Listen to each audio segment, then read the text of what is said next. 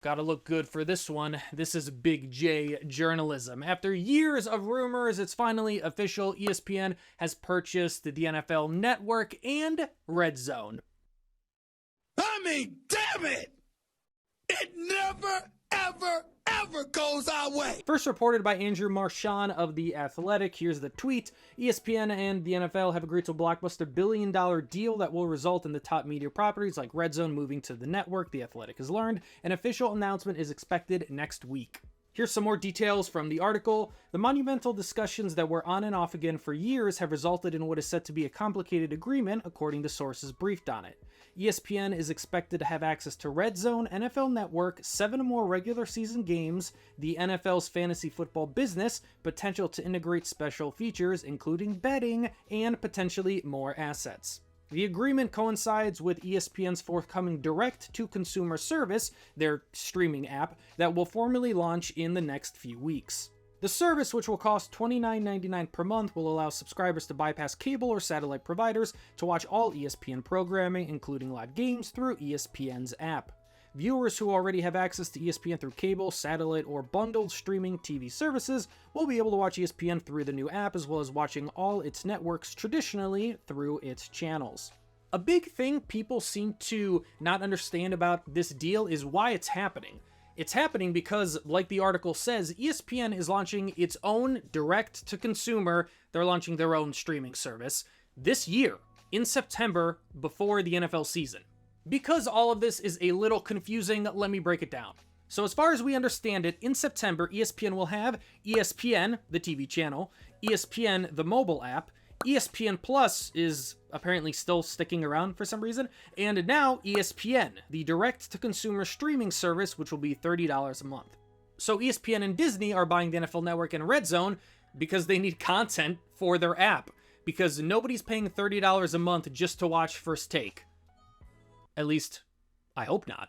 I am having a very bad day. I know a lot of people initially upon hearing this news are freaking out because they assume that the ESPN is going to ruin Redzone, and honestly, I don't think they're going to touch Redzone, at least for this season. I mean, think about it. If I, for example, was in ESPN's marketing department, I would raise my hand and say, hey, guys, let's not mess with the one thing that pretty much every sports fan agrees is great, while we're also asking them to pay $30 for our new app that kind of needs to be successful, or a lot of people are going to lose their jobs. But as far as like the first big change that's going to happen on Redzone, it's going to be ESPN Bet. Whether that happens this season, I don't know if it's too soon or not, but again, if we're going based on this article, this has been a discussion, this whole deal, for years, so maybe they already have everything on the back end ready for ESPN Bet to be plastered all over Redzone, but I don't know if that'll happen this season, but that's going to be the first big change. That's just inevitable. The other thing we don't really know is how this affects how we consume Redzone, because right now it's all through YouTube TV with the Sunday Ticket and all of that, and honestly, I gotta say, it's a pretty flawless experience so far. So as far as I can find, the YouTube NFL deal ends in 2029, and that doubles with the information that we have from Andrew Marchand, where he says that the NFL has an opt-out the same year with its partners. Now, I'm not sure if that means TV partners, but if it does, then now things are getting juicy and very, very interesting. Do you realize how little of cable TV is actually being consumed? If I worked for any one of the, CBS, NBC, Fox, any one of the networks that carries NFL games, I would be having an all-hands meeting right now, today, just based on this little article. If they're not having an all-hands-on meeting right now, they are insane. Because now that ESPN owns the NFL Network and Redzone, well, of course they want more NFL games. They want exclusive NFL games. And I know we'll probably get like a Week 18, so there's going to be more games, but there are only so many games to go around. So some games are going to be taken from CBS, NBC, Fox, etc., etc. And I know every year there's that graphic that comes out about how expensive it is now to watch every NFL game. But just be prepared. We are not far off at all from paying for the Super Bowl. And this deal really impacts cable and network TV a lot more than people realize. Because the only thing that gets really high ratings on TV and on cable now is sports. That's pretty much the only thing. Sports and then news. But that's about it. So if there are less games on cable and network TV, that means advertisers are going to pay less to have commercials on those low-rated programs, so that means less money for the cable and TV networks. I've always felt like the cost/benefit model for commercials really never caught up to 2025, because who's watching commercials? I mean, let's just take the example of watching an NFL game. Okay, boom, we go to commercial. What do you do? I know what I do. I talk to my friends and family, whoever I'm watching the game with, or if I'm watching the game alone, I instantly go on my phone. I'm paying zero attention to the commercials. Now, sometimes jingles and funny stuff almost become like memes within NFL Twitter or on Reddit or something like that, but those are really far and few between.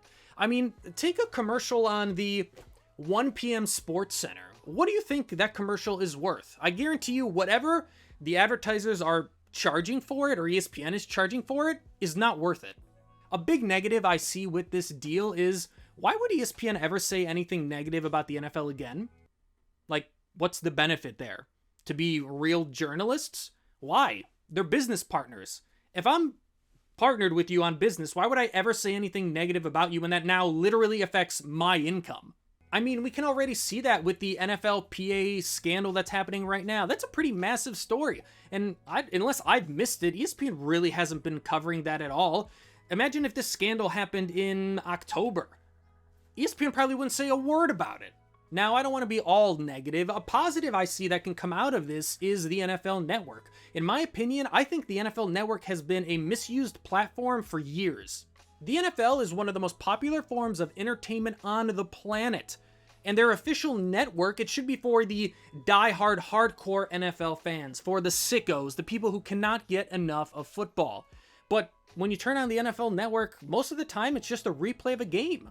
That is such a waste. When breaking NFL news happens, we shouldn't be going directly to our phones. Well, I know we all go to our phones, so maybe after looking at the initial tweet on our phones, the next place we should be going to is the NFL Network. My example to explain all of this is the Luka trade. When the Luka trade happened, it was one of the biggest sports trades/moments of all time. So what did we do? Somebody probably texted us, or maybe we were scrolling and then we saw that first Shams tweet. We were all trying to see if he was hacked or not. And then what did we do? We just spent time doom scrolling on our phones because we wanted more information. We were like NBA Twitter junkies. We needed more. So you have one of the biggest trades in NBA/sports history happen, and ESPN was completely unprepared to cover it. Now, like I said, I got the text from my brother, oh, is this trade happening? Oh my god, I went to Shams, did what you did, and then I was like, oh, I wanted more. There was no time for somebody to make a TikTok about this or a YouTube video about this. It was still a few minutes after the initial Shams tweet happened. Okay, so what do? Maybe I'm an old man, but I went to ESPN because I thought that was the place we go for breaking sports news, and ESPN was completely unprepared to cover it. One, it took them way too long to actually address it, and two, their anchors, which I know is not the A team because this was a Saturday night, right, when all of this happened, so I know it wasn't their A team, but the two anchors were completely unprepared to even fill time for 15 minutes while in the background they were getting Shams, Stephen A, and Windhorst ready.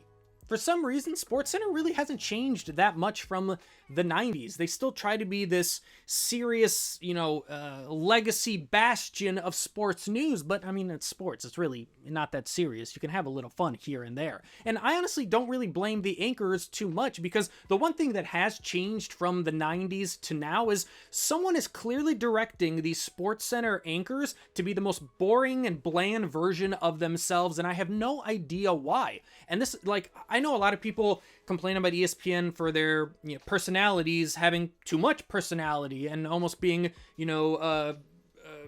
having too much personality. But man, I'd much rather have that than listen to some boring robotic person talk about one of the biggest and most unexpected trades in NBA history.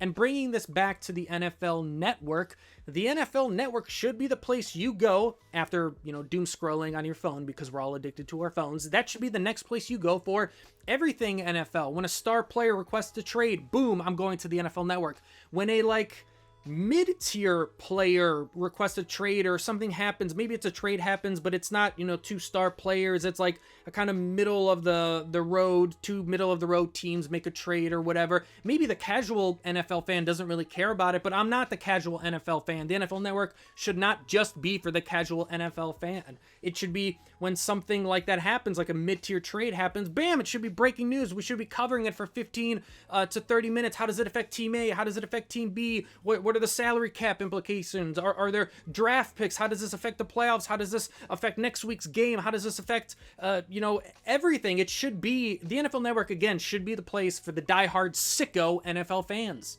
The NFL Network should have something like LeBron James's podcast where he breaks down the actual game of basketball.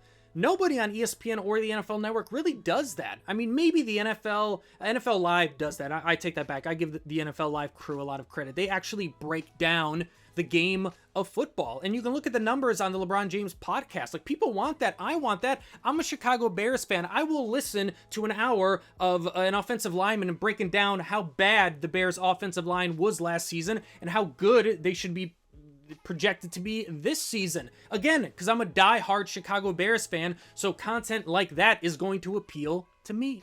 You can talk about the drama of football and you can talk about the actual game of football. You can have both. ESPN, now as I understand it, owns NFL media. So that means they either own/have access to the NFL archives, the NFL video library. I've always wondered why the NFL doesn't just have an app where I can watch any Bears game ever. I mean, that has to be digitized somewhere, right? Like, this is easy money from the NFL. So if you have this ESPN new app that you're charging people $30 a month for, why don't you bring back ESPN Classics and make that like a section on the app and then slowly add classic NFL games? I think people would pay for that. ESPN needs someone like Bill Simmons. What he does for NBA coverage is insane. It's great. I've just recently really started to get into Bill Simmons and the entire, Ringerverse and all of that stuff for the upcoming NBA season. They need to find whoever that is for the NFL and let them completely rework what the NFL Network and ESPN and this ESPN app is. Because ESPN is getting completely leapfrogged as far as like sports content by not only just YouTubers, but by their own talent. So if you're wondering why you should listen to some random guy talk about ESPN, well, I sat down and watched ESPN for 24 hours. So if you want to check out that video, I'll have it linked below. Please like this video, subscribe if you haven't, and thank you so much for watching.